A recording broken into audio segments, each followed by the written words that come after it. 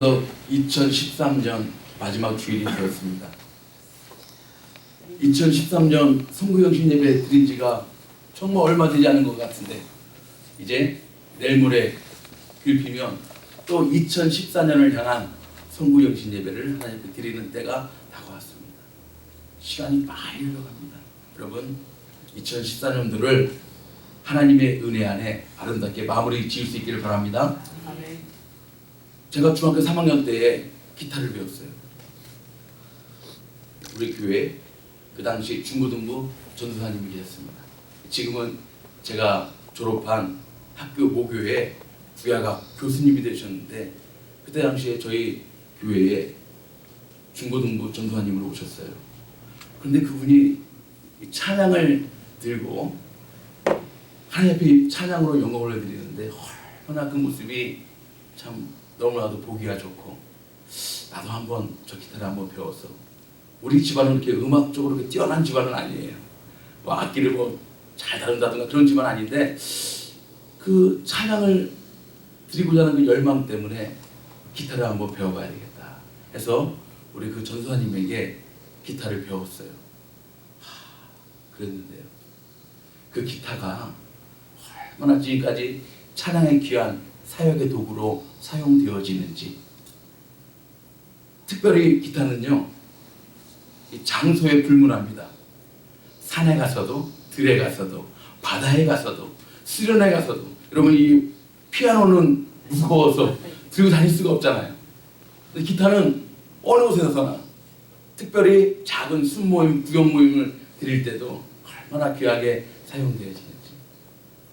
근데 제가 기타를 치면서 여러 가지 제가 느낀 바가 많이 있지만 그 중에 한 가지는 기타는 6줄이 어우러져서 화음을 내는 화음악기예요. 그래서 6개의 줄이 잘 조화를 이루어야 아름답고 멋진 화음을 만들어냅니다. 그런데 이 기타의 이 줄은요 굉장히 이런 온도, 기온, 습도 이러한 것에 굉장히 민감합니다. 제가 오늘도 우리 금요일 밤에 충분히 잘 조율을 해놨거든요. 오늘 와서 보니까 조금씩 음들이 떨어져 있는 거예요. 날씨가 더우면 이것이 조금씩 풀려집니다. 그리고 날씨가 또 추우면 조금 이렇게 경직되는 모습도 있고요. 그렇습니다. 그래서 자주 늘어지거나 조여지거나 하는 현상이 많이 벌어집니다.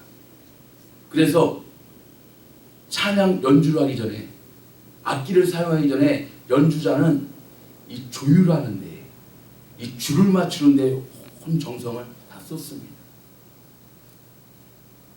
제가 이 기타를 보면서 우리의 신앙생활이 그런 것 같아요.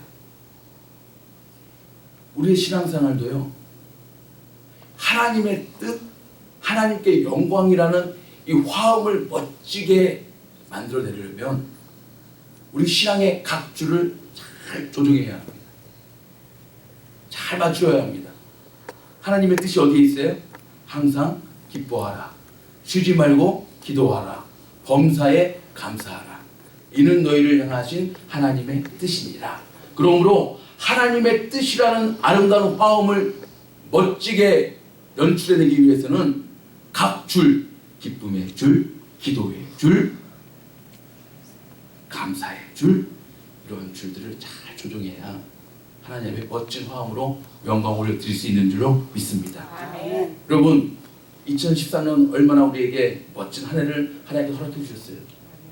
돌아보니 다 하나님의 은혜였습니다. 아멘. 우리 샘물교회를 세워주시고 시작해 하시는 것도 하나님의 은혜인 줄로 믿습니다. 아멘.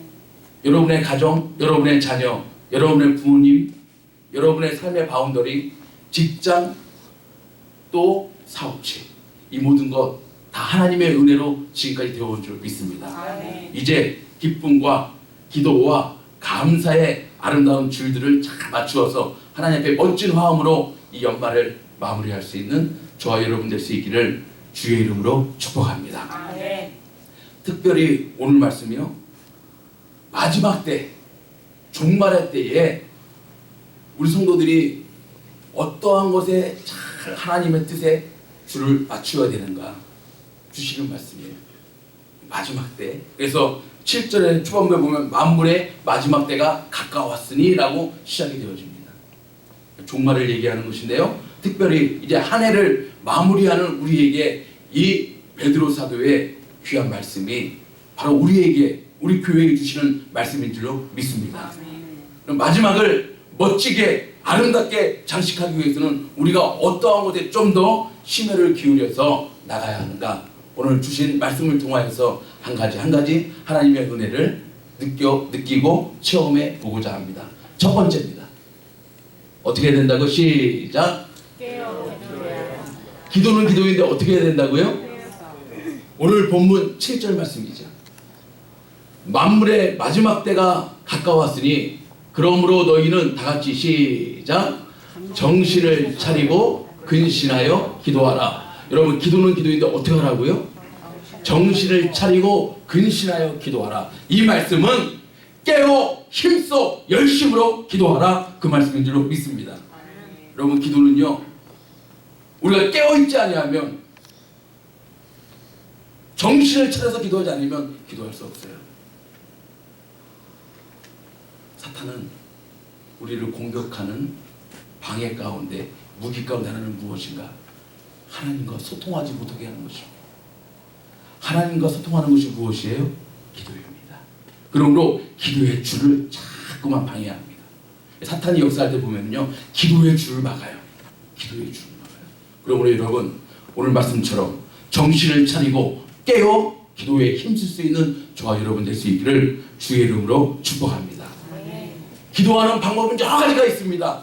너무나도 많죠. 그러나 오늘 한 3가지로 제가 여러분의 말씀을 전할 때 여러분 꼭 기억할 수 있기를 바랍니다. 첫 번째는요, 어떻게 기도해야 되는가? 예수의 이름으로 기도해야 할 줄로 믿습니다. 요한복음 16장 24절입니다. 지금까지는 너희가 내 이름으로 아무것도 구하지 아니하였으나 구하라, 그리하면 받으리니 너희 기쁨이 충만하리라. 할렐루야. 구하면 받고 기쁨이 충만한 도구가 무엇이에요? 너희가 내 이름으로, 무엇입니까? 예수의 이름으로 기도할 때 응답이 되어지는 줄로 믿습니다. 우리 지난주에 배웠죠. 예수의 이름은 창조의 이름인 줄로 믿습니다. 없는 것을 있는 것 같이, 무에서 유를, 죽은 자를 다시 살리시는 그 이름, 그 이름의 능력으로 기도하라. 그러면 받으리니, 받은 것 플러스 너희 기쁨이 충만하리라. 여러분, 기도 응답 받으면요 기뻐요. 기도 응답 받으면요 이 세상 그 어떤 것도 비교할 수 없어요. 그 응답의 힘과 기쁨으로 우리가 이 땅을 살아가는 것입니다. 그러므로 여러분, 예수님의 이름으로 기도할 수 있기를 바랍니다. 예수님은 우리의 생명입니다. 참 생명이 되어줍니다. 그리고 예수님은 언제나 우리를 빛으로 오신 그 예수님은 우리가 예수님의 이름으로 기도하면 빛으로 우리들을 인도하실 줄로 믿습니다. 예수님의 이름으로 기도하라. 두 번째 기도는요, 감사함으로 기도를 하는 거예요. 빌립보서 4장 6절 말씀입니다. 다 같이 시작. 아무것도 염려하지 말고 오직 모든 일에 기도와 간구로 너희 구할 것을 감사함으로 하나님께 아뢰라. 어떻게 기도하라고요? 감사함으로. 할렐루야. 기도는 감사를 동반합니다. 왜 감사가 나올까요? 아무것도 염려하지 말고 염려 대신에 무엇을 선택하라? 기도를 선택하라. 예, 그것입니다. 이 말씀은 아무것도 염려하지 말고, 그 말씀은 없는데 여러분 한번 그 사이에 그 단어를 한번 집어넣어 보세요. 아무것도 염려하지 말고 그 대신 오직 모든 일에 기도와 간구로 나아가라. 무슨 말입니까? 여러분, 염려할 일이 있을 때 기도할 수 있기를 바랍니다. 염려할 일이 생겼을 때에 기도를 선택할 수 있기를 바랍니다. 인생은 선택이라고 그랬어요. 그러므로 내가 염려를 선택할 것인가, 내가 걱정에 사로잡혀 있을 것인가, 아니면 기도할 것인가. 여러분, 과감히 기도를 선택하면 하나님이 감사함으로 인도할 줄로 믿습니다. 기도를 선택하면 하나님의 감사. 그래서 감사를 동반해서 기도하는 거예요. 근데 여러분, 잘못 기도하면요, 어떤 분들 잘못 기도하면 불평 어조로, 원망 어조로 기도하시는 분 있어요. 하나님 왜 이러십니까? 내가 이렇게 봉사하고 내가 이렇게 섬기고 내가 이렇게 나가는데 잘못하면 불평과 원망이 섞여 있을 수가 있어요. 그런데 여러분 꼭 기억하세요. 하나님은 우리가 불평이 나올 만한 상황도 모든 것이 합력하여 선을 이루시는 하나님인 줄 믿습니다. 하나님의 섭리의 과정 가운데 그 어려움도 있는 거예요. 그러므로 어려움의 자리에서 여러분 감사의 내용을 바라볼 수 있기를 바랍니다. 그러므로 기도하는 사람은 땅에서도 어디를 봐요? 하늘을 봅니다. 이게 중요합니다. 기도하는 사람은 땅에서도 하늘을 봅니다. 기도하는 사람은 염려, 걱정, 불안, 초조 가운데서도 하나님이 결국에는 선을 이루실 줄로 믿고 감사의 조건들을 미리 바라보는 줄로 믿습니다. 이것이 기도하는 사람의 능력이에요. 그러므로 여러분 감사함으로 기도할 수 있기를 바랍니다. 세 번째 기도는요, 유다서 1장 20절에 나와 있는데 성령으로 기도하라는 것입니다. 사랑하는 자들아, 너희는 너희의 지극히 거룩한 믿음 위에 자기를 건축하며, 다 같이 시작. 성령으로 기도하며. 무엇을 기도한다고요? 예, 기도도 내 힘으로 하는 것이 아닙니다. 내 의지로 하는 것이 아닙니다. 내 방법으로 하는 것이 아닙니다. 내 지혜로 하는 것이 아닙니다. 기도도 성령께서 도우실 때. 그래서 성령의 하시는 역할 가운데 하나는 우리의 연약함을 도우시는 하나님 됐습니다. 여러분 기도도요, 하나님의 뜻, 주님의 뜻 가운데 기도할 때 하나님이 들으십니다. 그 하나님의 뜻, 주님의 뜻을 알게끔 하시는 이는, 깨닫게 하시는 이는 성령 하나님인 줄로 믿습니다. 그러므로 기도할 때 여러분 성령 안에서 기도할 수 있기를 바랍니다. 성령께서 여러분의 기도의 제목들을 기억나게 해 주실 것입니다. 여러분의 약한 기도를 하나님의 뜻 가운데로 강하게 인도하실 줄로 믿습니다. 그러므로 성령 안에서 기도하라. 누구의 이름으로? 예수님의 이름으로. 어떻게? 감사함으로. 누구 안에서? 성령 안에서 기도하면 하나님이 들으시고 응답의 역사로 채워주실 줄로 믿습니다. 그러면 어떻게 채워주실까요? 에베소 3장 20절 말씀이잖아요. 오늘도 우리가 찬양했잖아요. 우리 가운데서 역사하시는 능력대로 우리의 온갖 구하는 것이나 생각하는 것에 다 같이 시작. 더 넘치도록 능히 하실 이에게. 할렐루야. 생각하는 것보다 더 크게, 구하는 것보다 더 풍성하게 응답하시는 분이 우리 하나님이신 줄로 믿습니다. 그래요. 기도하면 그렇게 되어진다는 거예요. 나는 부족하고 연약하고 아무것도 할 수 없는 존재이지만 내가 생각하는 것보다 더 크게, 내가 기도하는 것보다 더 풍성히 응답하시는 그 하나님, 그 하나님이 바로 나와 함께 하시는 좋으신 하나님이 되십니다. 아멘.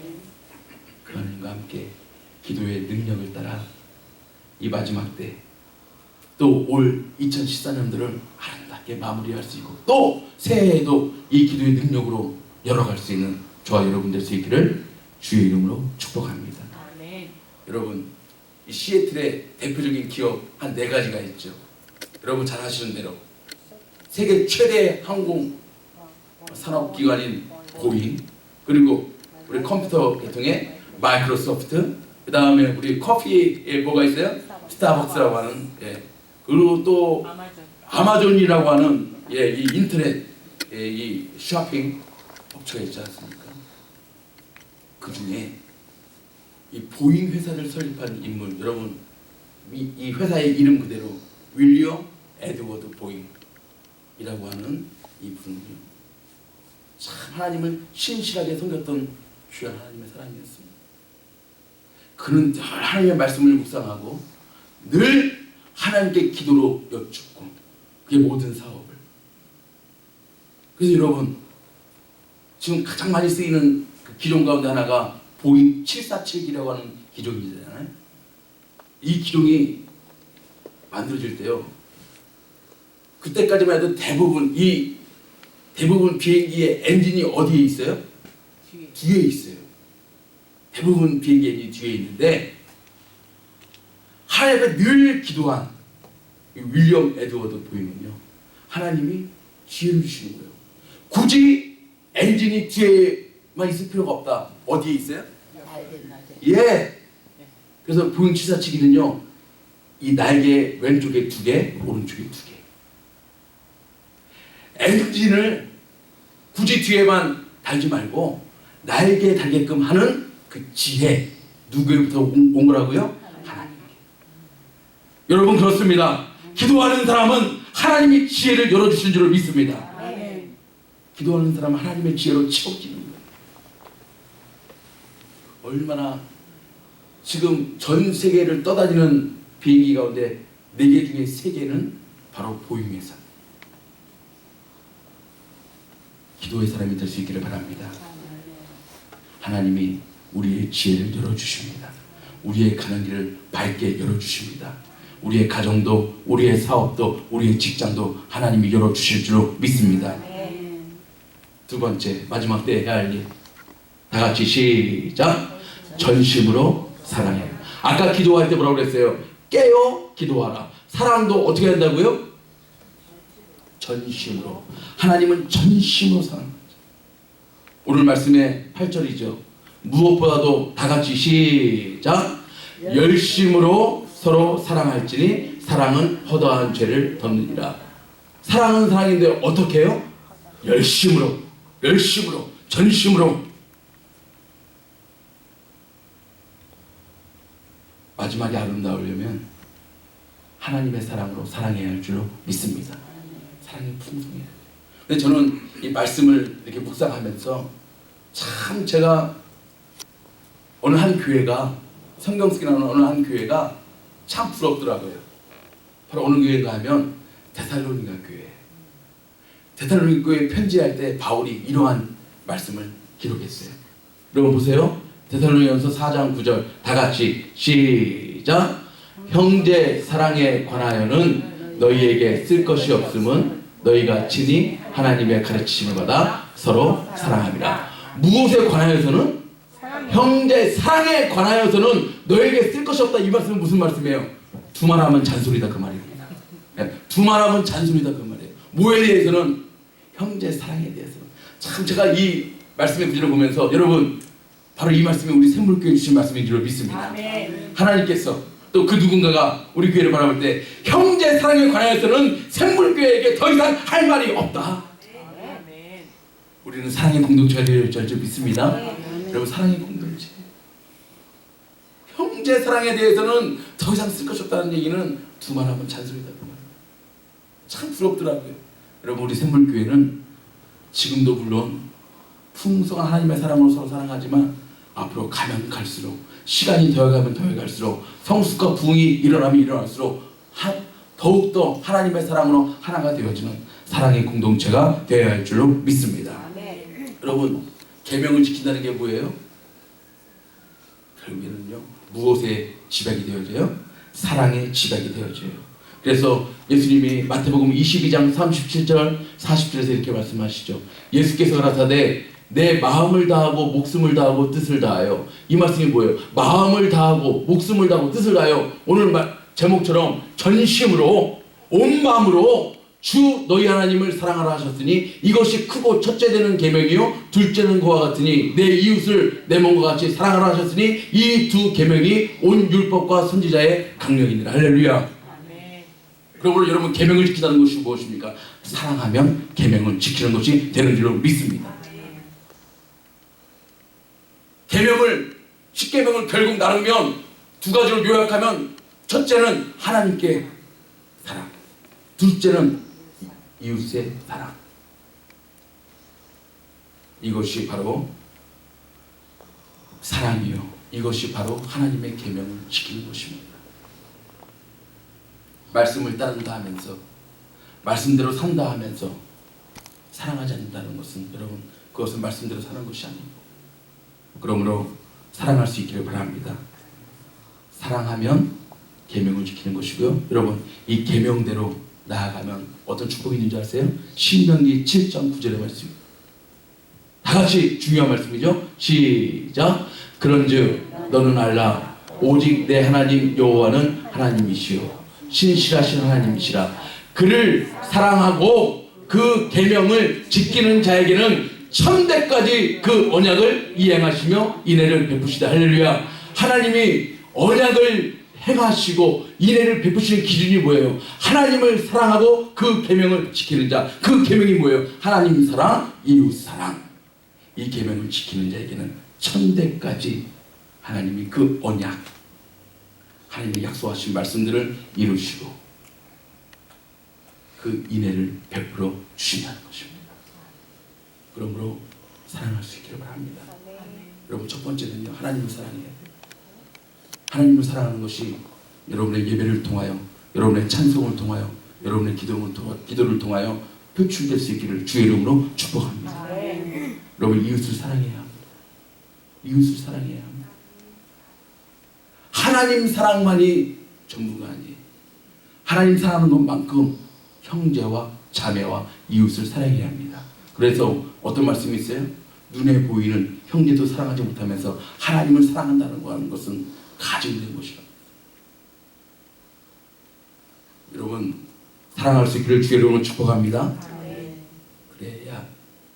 그래서 연말을, 이 마지막을 아름답게 멋지게 마무리할 수 있기를 다시 한번 주의 이름으로 축복합니다. 세 번째입니다. 다 같이 시작. 받은 은사대로 봉사해야 합니다. 오늘 말씀이죠. 오늘 말씀 10절에 보시면 각각 은사를 받은 대로, 각각 무엇을 받은 대로? 은사를 받은 대로 하나님의 각양 은혜를 맡은 선한 청지기 같이 서로 봉사하라. 여러분, 은사는 왜 주셨어요? 은사를 왜 주셨어요? 무엇하게 하기 위해서? 예. 하나님의 은사를 다 주셨어요. 여러분, 어떤 분들은 나에게 하나님이 무슨 은사를 주셨을까? 그렇게 생각하시는 분들이 계시더라고요, 간혹가다. 여러분, 하나님께서요, 여러분에게 은사를 다 주셨어요. 어떤 분에게는 가르치는 은사, 어떤 분에게는 노래하는 은사, 어떤 분에게는 섬기는 은사. 또 여러분, 성품도요, 성품도 하나님이 다 은사를 주신 거예요. 좀 빠른 사람은 빠른 대로 하나님이 사용하시고요. 여러분, 빠른 사람만 있으면 또 되겠어요? 느린 사람도 있어요. 느린 사람은 느리게. 또 대충대충 하는 사람도 있어요. 그러다 보니까 또 꼼꼼한 은사를 가지신 분도 계시더라고요. 은사 다 주셨어요. 다 주셨어요. 그런데 이 은사는 무엇하라고? 봉사하라고, 섬기라고. 그래서 우리 샘불교회는 봉사의 공동체, 섬김의 공동체가 되어야 할 줄로 믿습니다. 은사를 다 주셨어요. 여러분, 하나님이 주신 은사, 나에게 주신 은사, 여러분 다 기억해 보세요. 어떤 분들은 참 이 그림을 잘 그리고요, 디자인을 잘 하시는 분들이 있더라고요. 그래서 하나님의 교회에 참 아름다운 그 디자인의 모습으로 영광을 얻으시는 분들이 계시더라고요. 어떤 분들은요, 교회 처음 나오시는 분들 참 이렇게 잘 안내하고 잘 인도하는, 이 뭐라 그럴까, 하나님이 그런 은사를 특별히 주신 분들이 있어요. 그런 분들은 어느 팀에 들어가야 될까요? 새가족팀. 예, 새가족팀에 들어가야 돼. 새가족팀에. 근데 여러분 잘 아셔야 돼요. 이 은사는 하나님께는 영광, 이웃에게는 덕과 유익으로 나타나야 합니다. 그래서 여러분 11절에 보시면요, 만일 누가 말하려면 하나님의 말씀을 하는 것 같이 하고, 누가 봉사하려면 하나님의 공급하시는 힘으로 하는 것 같이 하라. 이는 범사의 예수 그리스도로 말미암아 하나님이 무엇을 받으시게요? 영광을 받으시게 하려 함이니 그에게 영광과 권능이 세세에 무궁토록 있느니라. 아멘. 그러므로 여러분, 봉사할 때 하나님이 영광 받으시려면 조건이 하나 있어요. 내 힘으로, 내 재능으로 하는 것이 아니라 하나님이 공급하시는 힘으로 해야 할 줄로 믿습니다. 그러니까 봉사도, 섬김도, 헌신도 무엇이 바탕이 되어야 되는가? 하나님이 공급하시는 힘으로 바탕이 되어야 돼요. 그러므로 하나님이 공급하시는 힘이 무엇입니까? 성령의 힘과 능력인 줄로 믿습니다. 그러므로 성령 안에서 깨어 기도하고 성령 안에서 충만하여질 때 참된 봉사와 참된 헌신이 나오게 되는 것입니다.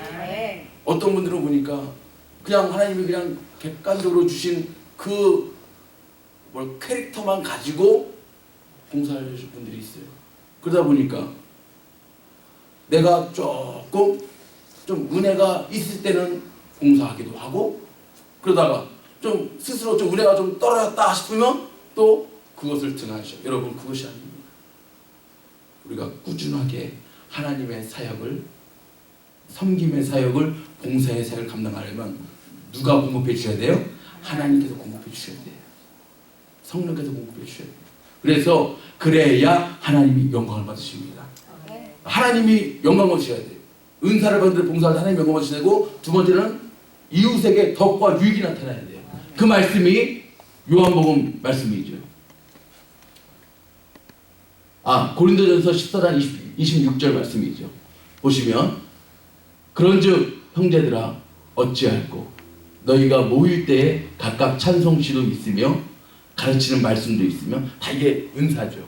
고린도 교회에 주시는 은사죠. 찬송시도 있고 가르치는 말씀도 있고 계시도 있고 방언도 있고 통역 가운데 있다니. 다 같이 시작. 모든 것을 덕을 세우기 위하여 하라. 할렐루야.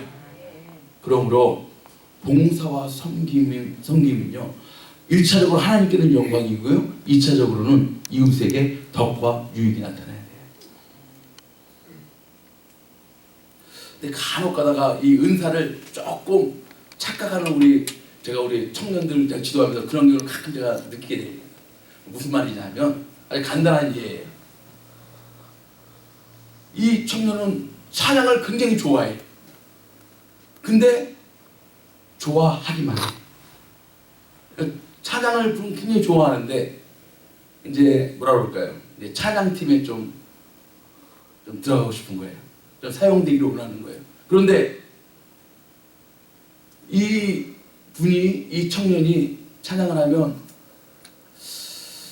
조금 음정과 박자의 이 개념이 좀 적어서 좀 이렇게 조금 덕이 안 되는 경우가 있어요. 그러니까 여러분, 제가 그런 것들을 보면서 무엇을 느끼는가 하면, 하나님이 주신, 나에게 주신 은사대로 사용되어지는 거 참 중요합니다. 그런데 이것이 하나님께는 영광, 이웃에게는 덕과 유익이 되어지는지. 너무나 음정 제대로 맞지 않고 너무나 박자가 맞지 않으면 이게 덕이 안 되는 거예요. 덕이 안 되는, 유익이 안 되는 거예요. 그러므로 여러분, 섬기고 봉사할 때 꼭 기억해야 될 것이 있어요. 나의 이 섬김과 봉사가 하나님께는 영광이고, 또 우리 함께 있는 공동체에게 덕이 되는지 유익이 되는지, 이것을 점검해 봐야 합니다. 그런 사람이 바로 성숙한 그리스도인이 되어지는 것입니다. 여러분, 저와 여러분은 이왕에 봉사할 때, 이왕에 섬길 때에 여러분 서로 덕과 유익과 은혜를 끼치며 나아가는 저와 여러분 될 수 있기를 주의 이름으로 축복합니다. 그래서 하나님께는 영광, 이웃에게는 덕.